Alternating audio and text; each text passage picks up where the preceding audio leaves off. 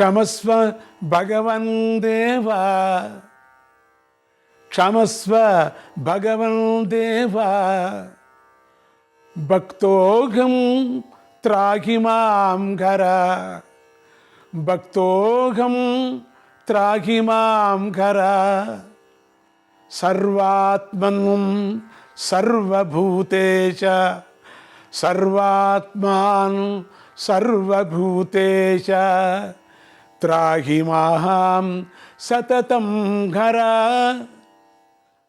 సర్వాత్మన్ సర్వభూతేశ, త్రాహి మాం సతతం హర, త్రాహి మాం సతతం హర. దేవదేవ, అయినా నేను నిన్ను స్తోత్రం చేయాలని ప్రయత్నించాను. దేవా భగవాన్, దానికి నన్ను క్షమించు. నేను నీ భక్తుణ్ణి, నన్ను రక్షించు. ఓ సర్వాత్మక, ఓ సర్వభూతేశ, ఓ హర, నన్ను ఎల్లా వేళల రక్షించు. రక్షదేవ జగన్నాథ, రక్షదేవ జగన్నాథ, లోకా సర్వాత్మనాహర, లోకా సర్వాత్మనాహర, త్రాహి భక్తం సదా దేవ, త్రాహి భక్తం సదా దేవ, భక్త ప్రియ సదా హర, భక్త ప్రియ సదా హర. దేవా జగన్నాథ హర, లోకాలను అన్ని రకాలుగాను రక్షించు.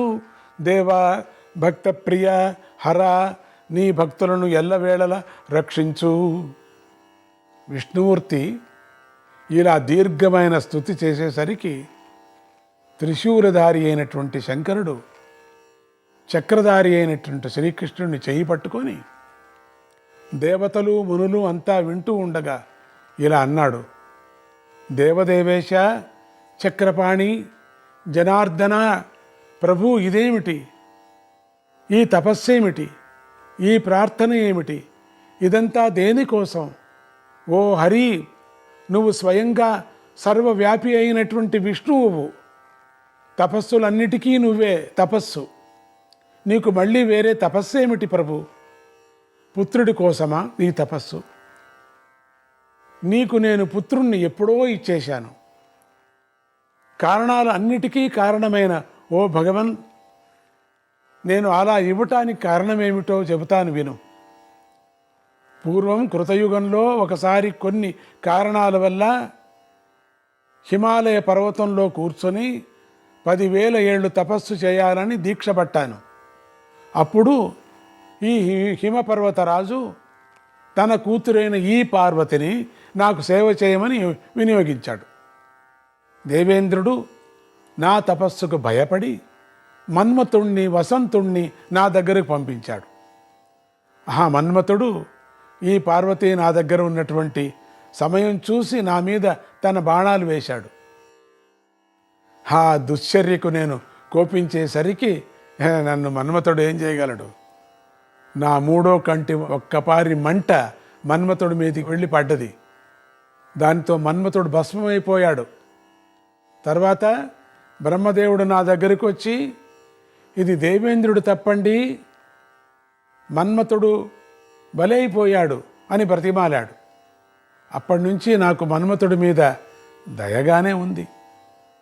ఈ మన్మథుడిని మళ్ళీ బ్రతికించడం ఎలాగా అని ఆలోచించి, ఓ శ్రీకృష్ణ, నువ్వు భూమి మీద అవతరించేదాగా ఆగి ఆ మన్మథుణ్ణే నీ పెద్ద కొడుకుగా పంపించా. అందుచేత నీకు ఉత్తమ పుత్రుణ్ణి పూర్వమే ఇచ్చేసినట్లే అయిపోయింది. ఈ విషయం నీకు బాగా తెలుసు. పుత్రుడి కోసం మళ్ళీ తపస్సేమిటి అన్నాడు శంకరుడు. ఇలా పలికిన తరువాత శంకర భగవానుడికి శ్రీకృష్ణుడు చేసిన ఈ తపస్సులోని అసలైన అంతరార్థం శివకేశవుల అభేద స్థితిని ప్రపంచం అంతటికీ ప్రకటించటమే అని విషయాన్ని తన పక్కన ఉన్నటువంటి పార్వతీదేవికి, దేవర్షి సంఘాలకు, భూతగణాలకు కూడా విస్పష్టం చేయాలనే సంకల్పం కలిగింది. దాంతో ఆయన రెండు చేతులు జోడించి శ్రీకృష్ణుని నమస్కారం పెట్టాడు. శంకరదేవుడు అలా చేసేసరికి అక్కడ ఉన్న వారంతా కూడా చేతులు జోడించి శ్రీకృష్ణుని నమస్కారం పెట్టారు. అది గమనించిన శంకర భగవానుడు వాళ్ళందరికీ శ్రీహరితత్వం విస్పష్టం కావాలనేటువంటి ఉద్దేశంతో పరిపూర్ణ వేదాంత తత్వ ప్రతిపాదకంగా 57 శ్లోకాలలో సుదీర్ఘమైన స్తోత్రం చేశాడు. ఆ స్తోత్రంలో ఈ క్రింది 3 శ్లోకాలు కీలకమైనవి. కృష్ణుడి గురించి స్వామి శివుడు అంటున్నాడు, అహం త్వం సర్వగో దేవా, అహం త్వం సర్వగో దేవా, త్వమేవాహం జనార్దన, త్వమేవాహం జనార్దన, ఆవయో అంతరం నాస్తి శబ్దైరబ్జైర్జత్పతే. దేవా జనార్దన, నేనే నువ్వు, నువ్వే నేను. ఎందుకంటే మన ఇద్దరము సర్వవ్యాపులమే, అందుకే మన ఇద్దరిలోనూ భేదం లేదు. ఓ జగత్పతి, నీ మాటలే నా మాటలు, నీ భావాలే నా భావాలు. నామాని తవ గోవింద, నామాని తవ గోవింద, యాని లోకే మహంతి చ, యాని లోకే మహంతి చ, తాన్యేవ మమ నామాని, తాన్యేవ మమ నామాని, నాత్ర కార్య విచారణ, నాత్ర కార్య విచారణ. గోవింద, లోకంలో నీకు ఏ ఏ గొప్ప పేర్లున్నాయో నాకు కూడా అవే పేర్లు, ఇందులో సందేహం లేదు. త్వదుపాసా జగన్నాథ సైవాస్తి మమ గోపతే, సైవాస్తి మమ గోపతే. యశ్చత్వాం ద్వేష్టి దేవేశ, యశ్చత్వాం ద్వేష్టి దేవేశ, సమాం ద్వేష్టి న సంశయక, సమాం ద్వేష్టి న సంశయక. ఓ గోవింద, ఓ జగన్నాథ, నిన్ను ఉపాసిస్తే నన్ను ఉపాసించినట్లే, నిన్ను ద్వేషిస్తే నన్ను ద్వేషించినట్లే, ఇందులో సందేహం లేదు.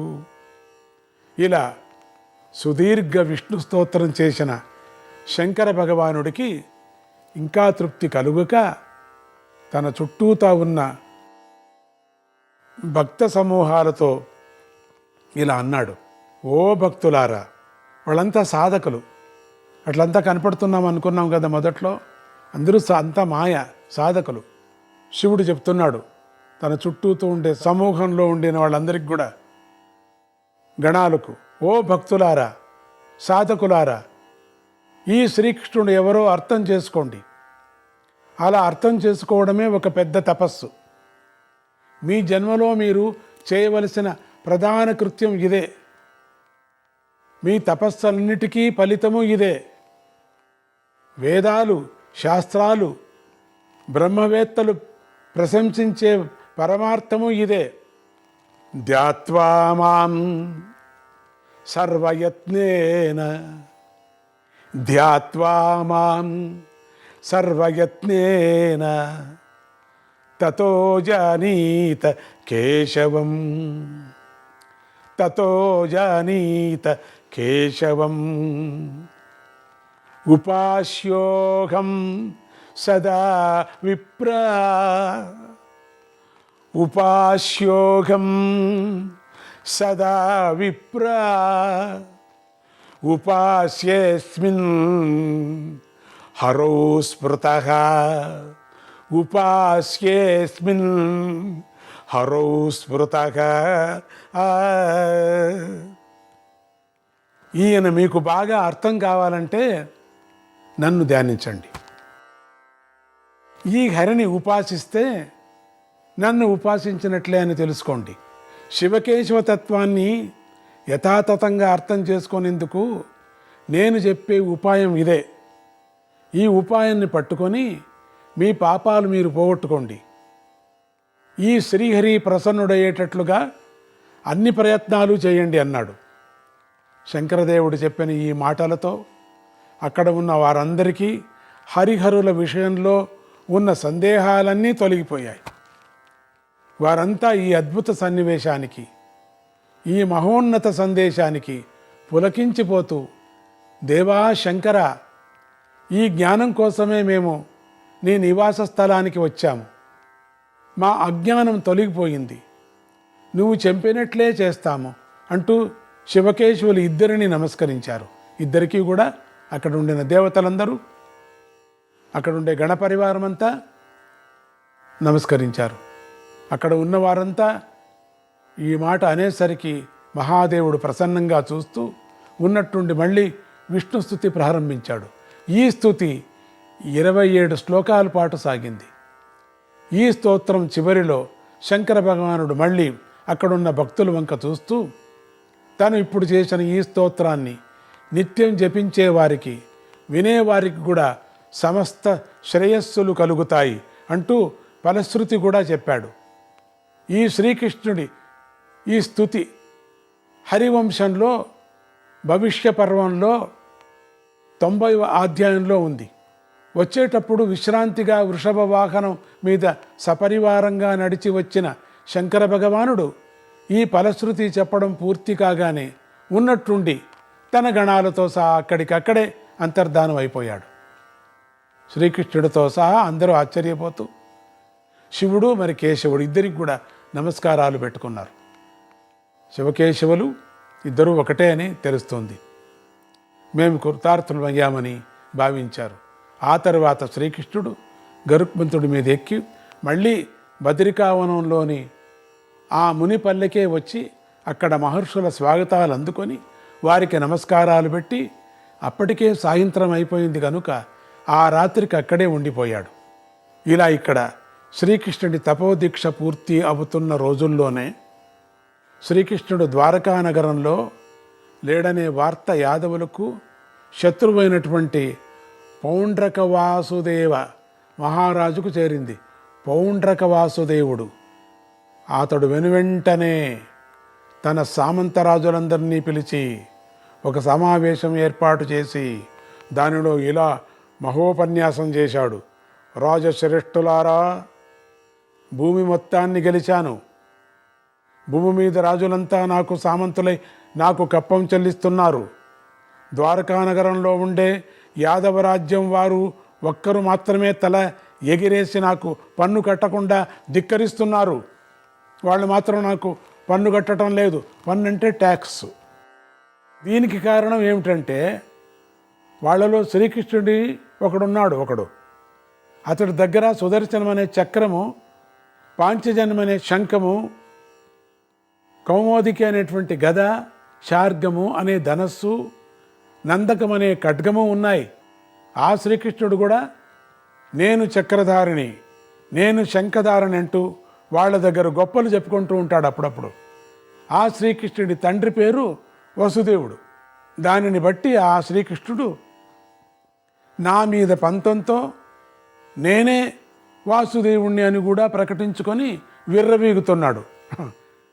నేను వాసుదేవుణ్ణి అనుకున్నాడు, నన్ను మర్చిపోయారు. కానీ నిజమైన సుదర్శన చక్రాది ఆయుధాలన్నీ నా దగ్గరే ఉన్నాయి.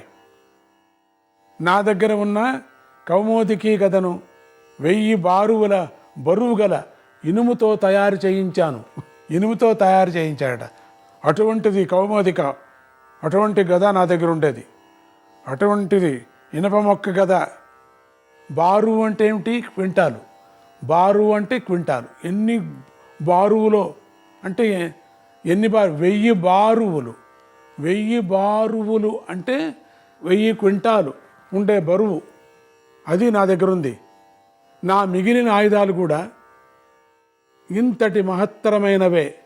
నా ఆయుధాలు ప్రయోగిస్తే శ్రీకృష్ణుడి ఆయుధాలన్నీ తుత్తులైపోతాయి. ఇదిగాక ఈ లోకంలో వాసుదేవుడు అనే పేరు నాకొక్కడికి చెందుతుంది, కానీ మరింకెవరికీ చెందదు. కానీ ఆ శ్రీకృష్ణుడు బలగర్వంతో నన్ను ధిక్కరించి పైన అలంకారం చేసుకొని నమిలి పింజం పెట్టుకుంటూ ఉంటాడు. నేను కూడా నమిలి పింజం పెట్టుకుంటాను. వాడు నమిలి పింజం పెట్టుకుంటే నేను నమిళ్ళనే కూర్చోబెట్టుకుంటాను ఆ తల మీద. అంతవాణ్ణి నేను. ఏమనుకున్నావు? ఒక్కొక్క నమిలి పుంజాన్ని కాదు, నమిళ్ళనే అక్కడ గూడు కట్టుకొని గుడ్లు పెట్టేటట్టుగా చేసుకుంటా నేను. అటువంటి వాసుదేవుణ్ణి నేను. నన్ను ధిక్కరించి తనే వాసుదేవుడనని చెప్పుకుంటున్నాడు ఆ కృష్ణుడు. కనుక మీ అందరికీ నా ఆజ్ఞ ఏమిటంటే, మీరు ఆ యాదవుణ్ణి ఆ వాసుదేవుడు అని పిలవకూడదు. ఈ లోకంలో నేను ఒక్కడనే వాసుదేవుణ్ణి. మీరందరూ నన్నే వాసుదేవుడు, కృష్ణ, హరే, చక్రధారి, శంఖధారి అని పిలవాలి. అర్థమైందా? ఈ ఆజ్ఞను ధిక్కరిస్తే మీలో ప్రతి ఒక్కరిని 1000 బారువులు బంగారు కాసులు, ధాన్యాలు అపరాధ రుసువుగా విధిస్తాను. జాగ్రత్త, నన్నే ధ్యానించాలా. అట్లా ఏమైనా వాడిని ధ్యానిస్తే మీకందరికీ శిక్ష విధిస్తాను. నేను యాదవ రాజ్యం మీదకి యుద్ధానికి బయలుదేరుతున్నాను. మీరంతా నన్ను అనుసరిస్తున్నారు. నేను నా ఆయుధాల బలంతో ఆ శ్రీకృష్ణుడిని సంహరించి భూమి మీద రెండవ వాసుదేవుడు లేకుండా చేసి తీరుతాను. మీరంతా మీ సైన్యాలతో యుద్ధానికి సిద్ధంగండి అని అందరినీ ప్రోత్సహించాడు. గర్వంతో నిండినటువంటి ఈ మహోపన్యాసానికి, మర్యాద లేని మాటలకు ఆ సామంతులలో చాలామంది లోపలే ఉడికిపోయారు. కానీ పౌండ్రక వాసుదేవుడి బలానికి భయపడి పైకి మాత్రం ఆ శ్రీకృష్ణుడిని తప్పకుండా గెలుస్తాం, మేమంతా మీతోనే ఉంటామని ప్రకటించేశారు. ఇంకేం చేయటం, రాజు అట్లా ఉంటే.